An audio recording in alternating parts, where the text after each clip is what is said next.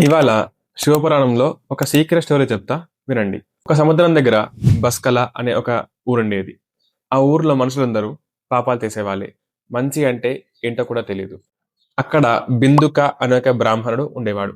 పేరుకే బ్రాహ్మణుడు గాని బ్రాహ్మణుని అలవాట్లు ఒక్కటి కూడా లేవు. అతనికి చాలా అందమైన భార్య ఉండేది. తన పేరు చంచల.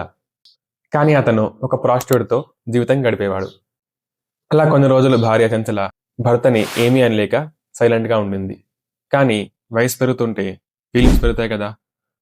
అందుకని తన భార్య వేరే పురుషుడితో ఉండటం స్టార్ట్ చేసింది.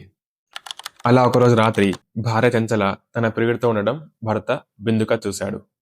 అది చూసిన ప్రియుడు పారిపోయాడు. బిందుక తనని కొట్టడం స్టార్ట్ చేశాడు. తన భార్య తిరగబడి ఇలా అంది, "నువ్వు మాత్రం ఎవరితో అయినా కాలం గడపొచ్చు.